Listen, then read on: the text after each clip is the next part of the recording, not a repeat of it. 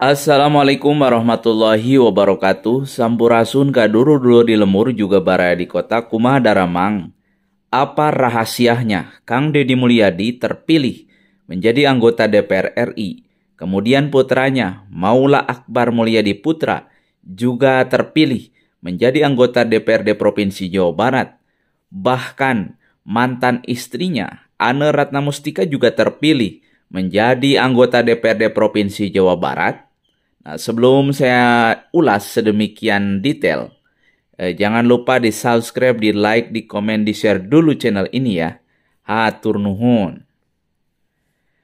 Baiklah dulur-dulur yang ada di lembur, juga baraya yang ada di kota, bahwa pemilu kali ini adalah pemilu yang tidak bisa ditebak ya. Banyak hal yang di luar dugaan.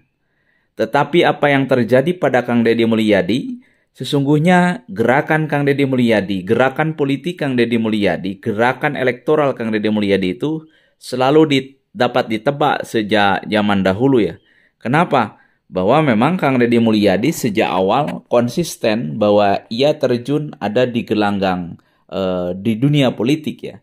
Beda dengan yang lain. Contoh misalnya gini, Komeng. Kan Komeng asalnya bukan politisi ya. Dia adalah komedian, dia adalah penyiar radio, dia adalah pengisi acara, dia adalah bintang iklan gitu. Sehingga kemudian ketika dia menjadi senator dengan raihan suara 5,3 juta, itu kemudian banyak dipelajari dan dipertanyakan orang. Apa sih rahasianya misalnya Komeng? Kadang sulit juga kita menjelaskan argumentasi-argumentasi yang masuk akal. Kenapa misalnya Komeng tiba-tiba masuk. Bayangin, partai sekelas PSI yang ketuanya adalah Kaisang anak Presiden Joko Widodo, kemudian ia punya infrastruktur sampai ke tingkat desa, punya pengurus DPD tingkat provinsi, punya pengurus kabupaten, punya pengurus kecamatan, punya pengurus desa, para politisinya, para artis, para tokoh-tokoh politik, ia justru suaranya itu di bawah Komeng. Suaranya hanya sekitar 4 juta sekian, tetapi lihat Komeng. Atau kita bandingkan lagi Komeng dengan suara perolehan Ganjar Mahfud ya, di Provinsi Jawa Barat misalnya. Saya justru ingin balik lagi kepada Kang Deddy Mulyadi yang sudah mewakafkan seluruh jiwa raga hidup dan matinya itu dalam arena politik ya. Ia mengabdi sebagai politisi yang berjuang misalnya sebagai wakil rakyat di DPR RI untuk menyuarakan berbagai aspirasi masyarakat, dari masyarakat petani, dari masyarakat pedesaan, dari masyarakat guru dan lain-lain, dari orang pemulung, dari rakyat-rakyat yang ada di kelas menengah ke bawah, dari mereka yang terpinggirkan. Itu Kang Deddy Mulyadi selalu suarakan dengan lantang di DPR RI sebagai wakil rakyat. Kemudian ketika ia diamanahi sebagai eksekutif di mana ia memiliki kewenangan untuk mengeksekusi berbagai kebijakan, itu kemudian Kang Deddy Mulyadi mampu berbuat banyak. Misalnya di Purwakarta saja semasa ia menjadi Bupati Purwakarta, bisa menggratiskan orang untuk sekolah sampai SMA, kemudian bisa menggratiskan orang untuk berobat di rumah sakit, kemudian bisa menggaji RT RW itu dengan layak gitu. Kemudian bisa menggaji Linmas sampai ke Linmas itu dengan layak, dan itu belum ada di daerah-daerah lain yang seperti dilakukan oleh Kang Deddy Mulyadi. Kemudian membangun infrastruktur jalan. Purwakarta terkenal dengan seluruh infrastruktur jalannya lecir gitu. Tidak ada misalnya di pelosok desa yang jalannya rusak, yang jalannya belum diaspal. Nah, di zaman Kang Deddy Mulyadi terkenal dengan jalan lecir. Artinya bahwa pengabdian dia ketika diamanahi sebuah kewenangan untuk mengeksekusi berbagai program dan kebijakan, Kang Deddy Mulyadi lakukan itu dengan baik. Nah balik, maka ketika kita bertanya kenapa Kang Deddy Mulyadi hari ini misalnya terpilih dengan raihan suara terbanyak, mengapa ia anaknya juga ikut terpilih dengan raihan suara yang lumayan? Dan juga di sana mau tidak mau, kalau kemudian pada saat itu Ane Ratna Mustika istrinya tidak endorse oleh dia dicalonkan menjadi Bupati Purwakarta, mungkin ceritanya hari ini lain. Belum tentu Ane Ratna Mustika kepilih oleh rakyat dengan perolehan suara sekian di Kabupaten Purwakarta dan lantas ia ditetapkan sebagai anggota DPRD Provinsi Jawa Barat. Ini kan keluarga caleg ya. Bahkan kalau kita ingin mengait-ngaitkan nih, si Aula kan pernah berpacaran tuh dengan Teh Diana Limbong gitu kan. Dan hari ini Teh Diana Limbongnya juga terpilih loh. Persoalan kemudian apakah ada kaitan elektoral pengaruh Kang Deddy Mulyadi, keluarga Kang Deddy Mulyadi atau tidak, kita belum bisa memastikan karena di lapangan kita juga belum bisa melakukan cek dan konfirmasi apakah sampai hari ini gitu misalnya Aula masih berpacaran dengan Teh Diana Limbong atau tidak. Tetapi sebelum pemilu kan kita bareng-bareng bersama membuat poster bersama, melakukan kampanye bersama, gerilya datang ke desa secara bersama dan lain-lain. Nah inilah kemudian hal yang harus kita pelajari buat kita semua. Tetapi dalam satu kesempatan, kunci dalam politik dan saya dengar langsung dari Kang Deddy Mulyadi adalah popularitas dan elektabilitas. Ini yang kemudian orang abaikan. Tetapi kedua-duanya harus selalu berkaitan antara popularitas dan elektabilitas. Popularitas saja tidak cukup. Banyak artis sekarang yang bertumbangan. Contoh Vena Melinda, ibunya dari Verrell Bramasta, misalnya ia kan tumbang. Kemudian artis-artis yang lain banyak juga hari ini yang tumbang. Bahkan tokoh-tokoh sekelas Masinton Pasaribu. Kemudian banyaklah artis hari ini atau politisi. Bahkan sekelas Menteri Dito, Menteri Menpora. Itu kemudian hari ini dia tumbang di Dapil Jakarta 1 kan. Dia tidak terpilih menjadi anggota DPR RI dari Jakarta 1 ya. Jadi artinya apa yang berkaitan dengan popularitas dan elektabilitas itu harus kemudian sinkron. Nah, untuk membangun popularitas keterkenalan kita tentu ada banyak hal. Kalau dunia artis mungkin dunia yang tentu saja karena dia terus ada di layar kaca, otomatis masyarakat menonton, orang bisa melihat tentang wajah kita, kemudian sosok kita banyak diberitakan oleh media massa dan lain-lain. Tetapi bagi kita bahwa apa yang dilakukan oleh Kang Deddy Mulyadi untuk membangun popularitas, kuncinya sederhana sih, dia selalu dekat dengan rakyat. Itu yang kemudian menjadi kunci bahwa Kang Deddy Mulyadi sukses menjadi anggota DPR RI, dulu menjadi bupati, wakil bupati, DPRD kabupaten, kemudian anaknya sekarang maju dan lolos sebagai anggota DPRD Provinsi Jawa Barat. Kuncinya itu. Dan apa yang dilakukan Kang Deddy Mulyadi itu memang capek ya. Capeknya itu dia harus selalu menggerakkan fisiknya kan. Dia harus selalu datang. Apa yang dilakukan Kang Deddy Mulyadi mungkin dulur-dulur belum begitu detail paham ya. Padahal apa yang terjadi? Kang Deddy Mulyadi itu dia selalu datang ke desa, ke pelosok itu hampir tidak pernah berhenti gitu. Dan dia terus berkeliling tidak pernah henti. Ini di Purwakarta ya. Misalnya di Purwakarta dia selalu datang ke Pareang, ke desa Kirapedas, kemudian berkeliling ke desa-desa lain. Ke desa Cibeber, ke desa Pusaka Mulia, ke Garoke, ke kampung-kampung. Setiap ada hajatan, bahkan ketika diundang di pelosok kampung, sesusah apapun dia akses gitu, dia selalu datang. Ketika ada orang yang misalnya mengundang ke rumahnya, ada hajatan, kemudian ada masalah yang ingin dibantu, diselesaikan. Itu Kang Deddy Mulyadi tidak pernah menolak. Jadi dia selalu datang ke kampung gitu, ke desa, ke pelosok. Dan itu berkali-kali gitu. Tidak pernah misalnya cukup satu kali saja saat mau pemilu, cukup saat kampanye saya.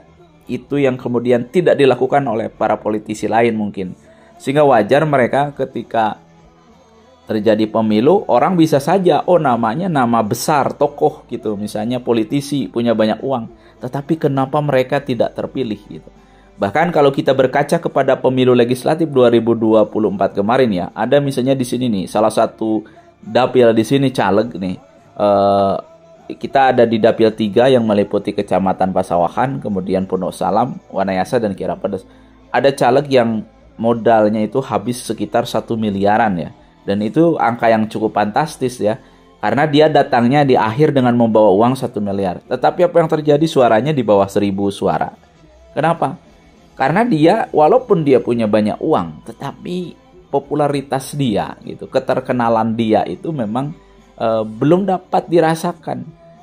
Dan kemudian tidak hanya terkenal kan, nanti kemudian masyarakat akan menilai. Masyarakat hari ini sudah cerdas, harus sudah bisa memilah dan sudah bisa berargumentasi, sehingga kemudian tentu saja popularitas yang dimaksud bukan sekedar popularitas orang terkenal saja, tetapi tanpa ada impact positif, ada peran, ada karya, ada pengabdian yang jelas yang secara kontinu tidak pernah berubah perlakuan ia terhadap masyarakat. Nah, yang punya seperti itu di Purwakarta, di dapil kita misalnya dapil Jabar 7 atau kemudian di Purwakarta atau di Subang, itu kita hanya punya Kang Deddy Mulyadi.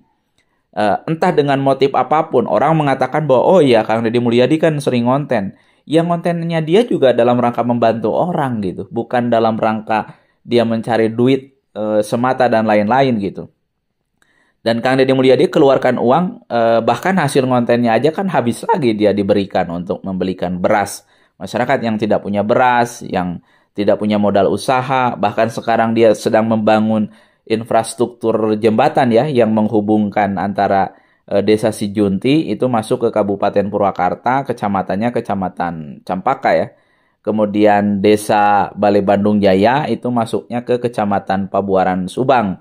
Itu berarti berbeda kabupaten. Itu kan dihitung oleh Kang Saipul Bahri Binjen, ia adalah calon Bupati Purwakarta yang diendos oleh Kang Deddy Mulyadi.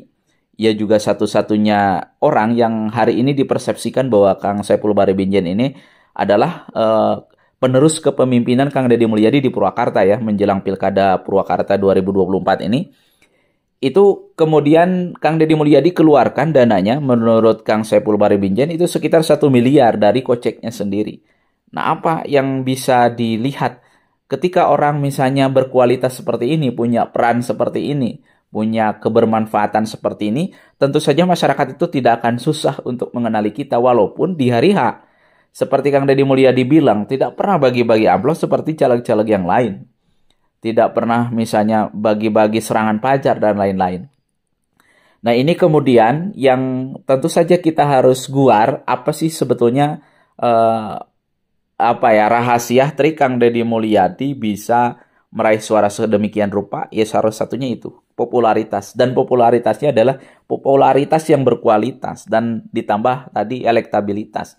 Karena Kang Deddy secara personal terus meningkatkan kualitas dirinya, pengetahuannya, kemudian keberpihakan ia terhadap rakyat itu terus ditingkatkan gitu, kualitas dan tensinya, sehingga kemudian tidak hanya terkenal, karena itu tetap terkenal itu nomor satu, tapi juga harus ada tambahan dari soal terkenal itu adalah terkenalnya adalah orang yang betul-betul mengakar dan punya kualitas, yaitu ia selalu dekat dengan rakyat bawah gitu, tidak pernah jauh gitu, ia selalu ada ketika orang membutuhkan, ketika masyarakat kesulitan, Kang Deddy Mulyadi selalu ada. Maka itu akan menjadi kunci bagi Kang Deddy Mulyadi kapanpun ia punya kebutuhan untuk dicoblos. Bahkan tidak perlu Kang Deddy Mulyadi minta untuk dicoblos pun, masyarakat secara penuh kesadaran itu berbondong-bondong untuk mencoblos Kang Deddy Mulyadi.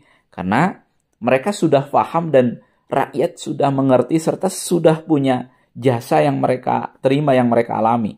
Para kepala desa di Purwakarta, mereka banyak dikasih jalan oleh Kang Deddy Mulyadi untuk berkiprah. Di Purwakarta mereka banyak dikasih bantuan-bantuan oleh Kang Deddy Mulyadi ketika ada masyarakatnya yang berperkara, kemudian ketika masyarakatnya ada yang berkesusahan, ketika rumah warganya yang kebakaran, dan semua itu dibangun oleh Kang Deddy Mulyadi. Sehingga apa? Kang Deddy Mulyadi tidak harus dia minta mengemis suara untuk dipilih dalam pemilu pun, itu dia masyarakat secara penuh kesadaran akan memilih Kang Deddy Mulyadi dengan hati yang lapang dan ikhlas. Nah, itulah kemudian dapat saya simpulkan bahwa konteks Kang Deddy Mulyadi, rahasianya kenapa ia terpilih, anak juga sama terpilih, karena Kang Deddy Mulyadi melakukan sebuah pencitraan yang berkualitas, sebuah gerakan, sebuah bagaimana ia membangun popularitas dan kualitas dirinya itu yang betul-betul mengakar sampai ke masyarakat. Dia tidak semata dia tampil ingin dikenal, tetapi dia punya banyak karya yang menghujam di relung hati masyarakat. Sehingga masyarakat tidak ragu. Kalau dia milih Kang Deddy Mulyadi, Apakah nanti Kang Deddy Mulyadi akan ingat kepada masyarakat? Ini kan selalu ada pil-KB dan pilkada ya, bedanya kan. Kalau pil-KB, kalau lupa jadi, kalau caleg jadi lupa. Nah ini kemudian Kang Deddy Mulyadi itu mampu menghancurkan tembok adagium-adagium seperti ini gitu kan, sehingga kemudian masyarakat akhirnya tahu bahwa Kang Deddy Mulyadi mah nyalon tidak nyalon, jadi pejabat dan tidak jadi pejabat, ia selalu punya keberpihakan dan pembelaan terhadap rakyat. Nah ini kemudian yang tidak ditemui di dalam di dalam karakter para politisi-politisi lain, sehingga kemudian wajar ada misalnya Menteri Mas Dito yang walaupun dia menteri, aneh kan ada seorang menteri nyalonin anggota DPR RI tidak lolos. Kita semua akan aneh kan gitu. Atau ada seorang artis yang namanya terkenal, misalnya ada Dede Sunandar, ada siapa tuh, banyak artis-artis yang kemudian terjungkal dan tidak terpilih di pemilu kemarin. Itu mereka begitu terkenal tetapi mereka tidak terpilih. Dan ini kemudian kita harus belajar dari Kang Deddy Mulyadi bagaimana ia membangun popularitas dan elektabilitas itu secara berkaitan. Bagaimana ia layak untuk dipilih, dia punya kualitas intelektual, punya kualitas emosional, punya kualitas spiritual, punya karya-karya yang gagasan, terobosan, kemudian ide-ide cemerlang yang bisa diberikan, yang bisa ditampilkan, yang bisa dilihat oleh masyarakat. Dan yang tak kalah penting adalah bagaimana Kang Deddy Mulyadi itu tidak pernah melupakan konstituennya, tidak pernah setelah jadi ia kemudian tidak pernah mengabaikan konstituen yang pernah memilih mereka. Bahkan mereka, Kang Deddy Mulyadi selalu merawat orang-orang, kader-kader, simpatisan, kemudian masyarakat yang siapapun yang memilih dia atau tidak memilih dia, selalu ia rawat, selalu ia temui, selalu ia sambangi di banyak waktu, di banyak kesempatan yang secara terus-menerus gitu, tidak pernah berhenti. Nah ini barangkali rahasianya kenapa kita melihat bahwa Kang Deddy Mulyadi itu terpilih gitu menjadi pemimpin. Dan Maula Akbar juga ikut, artinya dia sebagai anak Kang Deddy Mulyadi tentu akan mewarisi ya bagaimana ayahnya berjuang, sepak terjangnya akan dapat diserap oleh Maula Akbar sebagai putranya. Dan secara secara popularitas juga terimbas juga kan akhirnya. Kemudian Ane Ratna Mustika juga mantan istrinya, walaupun sudah tidak jadi istri kan, mau tidak mau orang di bawah di Purwakarta melihat sampai hari ini nih, Ane Ratna Mustika itu tidak pernah punya problem dengan Kang Deddy Mulyadi. Makanya dia terpilih dengan suara yang cukup signifikan dan banyak di Purwakarta. Padahal kan Kang Deddy Mulyadi sendiri sudah cerai, Ane Ratna Mustika sudah meninggalkan Kang Deddy Mulyadi, Ane Ratna Mustika sudah menikah lagi dengan orang lain, dan ia sudah selalu mengumbar kebersamaan, kemesraannya di media sosial seolah-olah ingin memanas-manasi Kang Deddy Mulyadi. Dan itu apa gitu? Itu artinya bahwa tanpa sadar di masyarakat itu, masyarakat belum melihat, tidak melihat bahwa Kang Deddy Mulyadi itu bermusuhan atau berseteru dengan Ane Ratna Mustika. Mereka tahunya Kang Deddy Mulyadi itu adalah bupati yang dicalonkan oleh Kang Deddy Mulyadi, dan itu adalah istri Kang Deddy Mulyadi. Sehingga wajar ia terpilih. Itu dapat kita telusuri di masyarakat pedesaan bahwa impact dari atau akibat atau misalnya efek dari kebesaran nama Kang Deddy Mulyadi itu terus membesar seperti itu. Bahkan orang-orang hari ini yang ikut kepada Kang Deddy Mulyadi, ikut dibantu, di-endorse, dipromosikan, kan pada jadi di Purwakarta. Bahkan di beberapa kabupaten ketika Kang Deddy Mulyadi melakukan safari cinta, kan mereka juga yang lain ikut, kemudian kampanye-kampanye yang dilakukan oleh Kang Deddy Mulyadi di dapil-dapil lain di Jawa Barat gitu. Kemudian mereka juga pada terpilih gitu. Bahkan di-endorse, sekelas Melly Goeslaw aja, seorang penyanyi yang sudah terkenal kan di-endorse oleh Kang Deddy Mulyadi supaya terpilih menjadi anggota DPR RI. Ini barangkali rahasia kenapa Kang Deddy Mulyadi terpilih menjadi anggota DPR RI dengan raihan suara terbanyak se-Indonesia kedua. Kemudian kenapa Maula Akbar Mulyadi Putra juga terpilih, dan kenapa juga mantan istrinya Ane Ratna Mustika mau tidak mau kena imbas bahwa ia juga terpilih dulu gara-gara kemudian diangkat dan dipromosikan oleh Kang Deddy Mulyadi. Terima kasih dulur-dulur. Sekali lagi di akhir video ini jangan lupa di subscribe, di like, di komen, di share. Mudah-mudahan apa informasi yang kita bagi itu menjadi pelajaran bagi kita para politisi muda yang baru mau terjun ke gelanggang politik untuk terus belajar dari Kang Deddy Mulyadi. Assalamualaikum warahmatullahi wabarakatuh. Sampurasun.